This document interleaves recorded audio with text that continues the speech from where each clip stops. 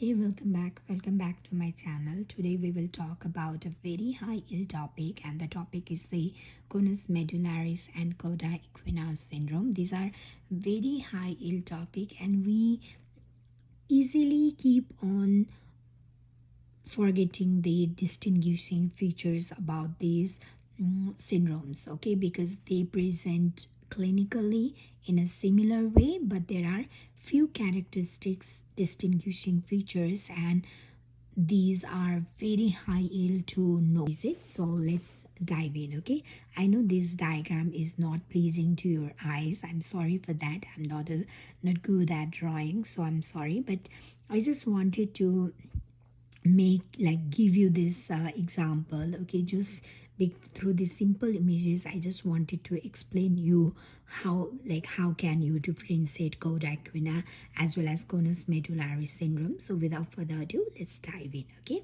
now talking about Cauda equina. Okay, Cauda equina is like, think of a horse tail. Okay, this doesn't look like a horse, but I'll just write it. Okay, I'm sorry for. Okay, now this is horse. Okay, just okay, this is black color. Okay, now this is horse, this is tail. Okay, so Cauda equina, okay, that literally means a horse tail. Okay, suppose if you are like pulling the horse tail, or you are stepping on the tail. Okay, you will be first stepping on the few hairy strands. Okay, few hairy strands of the tail. You won't be stepping on the entire tail. Okay, the length of the hairy strand, suppose if in your hair also the length of the hairy strands are not equal. Okay, so that tells the symptoms are asymmetric. Okay, looking at the horse tail, the symptoms are this asymmetric.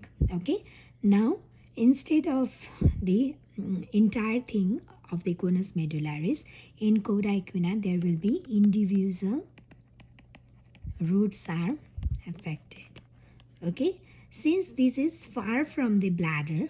Okay, now this tail is far from the bladder is affected on the later part. Okay, so late bladder symptoms. Okay, and since you are like stepping on the tail, the patient will have that pain. Okay, radicular pain. Sometimes you might also step on the leg. Okay, along with the tail, so they will have radicular pain. Okay, this is just the easy way to remember this. Okay, so that you won't forget. Okay, so think of a horse tail. If you are pulling or stepping on one side of the tail and horse reacts, that means there is like the horse has this pain, there is asymmetry, there is individual roots involvement, and the bladder involvement is on the latter part. Okay, now talking about the conus medullaris, think of a cone. Okay, now what happens, this is a cone, and the cone is being squeezed from both side. Okay, and what is the squeeze? Is it the squeeze gradually? No, like it must be abrupt, right? If there is no abrupt, if you keep on squeezing gradually, then look, this won't be in a cone pattern. Okay, so it must be abrupt. Okay, so think this as a abrupt onset. Since both parts are squeezed, that is bilateral. Okay, conus means core.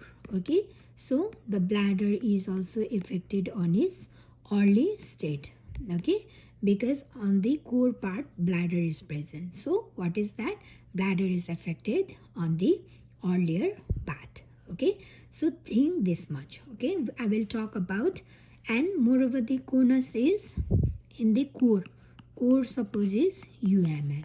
Okay, but the thing is, and the tail is lower side, so think of LMN involvement. Okay, but there is some differentiation between the UMN in the conus medullaris. Okay, there is one thing that is Achilles reflex. Okay, and in even in conus medullaris, Achilles reflex are lost bilaterally. Okay, why? Because there is involvement of anterior horn cells. Okay, of S1 to S2. Okay, now I will try to explain them clearly with an example. Okay, so this is just a visual image so that you can easily distinguish what is the difference between the Cauda equina and conus medullaris. Okay, so just think of a tail. The tail is on the lower part, so element involvement, think it is of not of an equal length. Here strands are not of equal length, so think as asymmetric. Okay, the bladder is not nearby the tail, so think as a late bladder onset. And there is radicular pain, because in the like while stepping on the tail you might also step on the legs. Okay, so think that as a radicular pain, just to think it. Okay, it's not a definition. Okay, now the other one is think of a core. Okay, for the conus medullaris, think of a cone. The cone, there must be bilateral involvement, bilateral symmetry. Then there must be abrupt onset. The bladder is nearby the core, so there is bladder involvement early. Okay, and it is conus, this core UMN, but there is one slight contradiction, that is Achilles reflex. Okay, because of the involvement of S1 and S2 anterior horn cells, the Achilles reflexes are also lost bilaterally, even though it's a UMN lesion. Okay, now this is simple.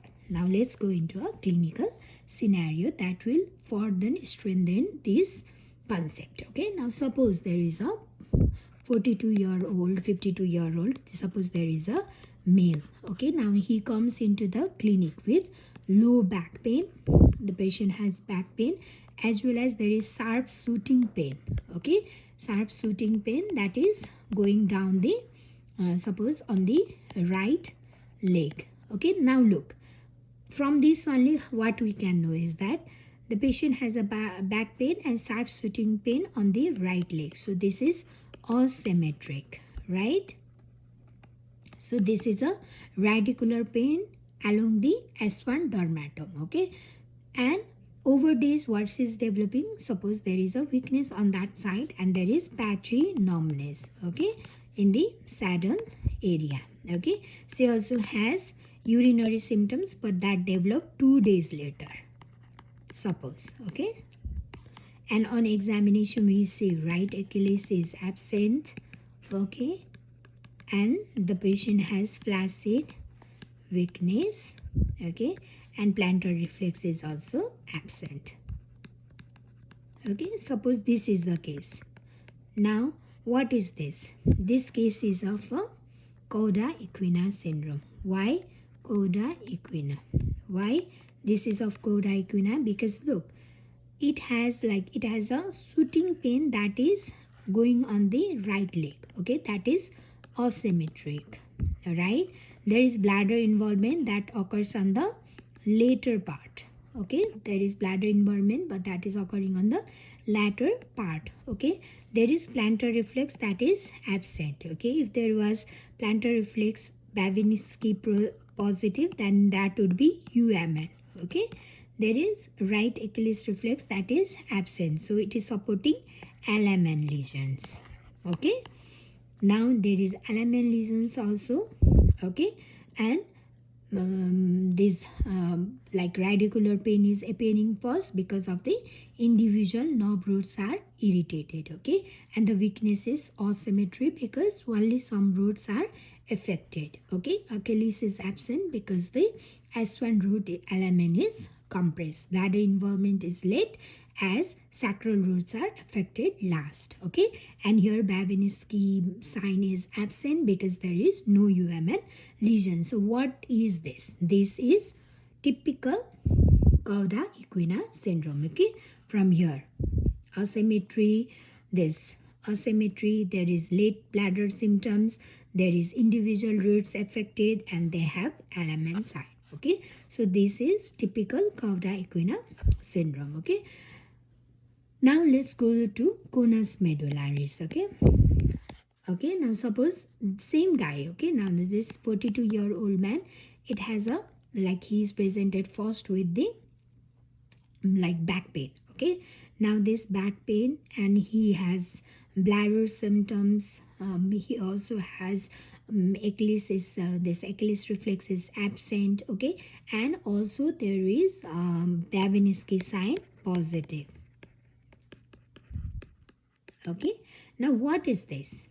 Okay, like he's not able to move both the legs. Okay, and there is symmetric numbness around the perineum, and person is not able to urinate. Okay, with all those bladder symptoms and everything. Now what is this? This is conus medullaris syndrome. Okay, why? Now why is this conus medullaris syndrome? Because the person has early bladder involvement.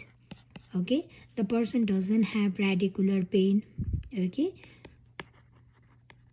okay, even if the person has radicular pain, it doesn't matter. Okay, the main thing is that there are symmetric weakness.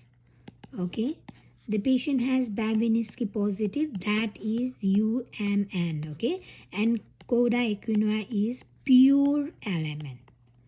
Okay, one distinguishing factor is this also. Okay, but if there is LMN only, like here person has Achilles reflex negative.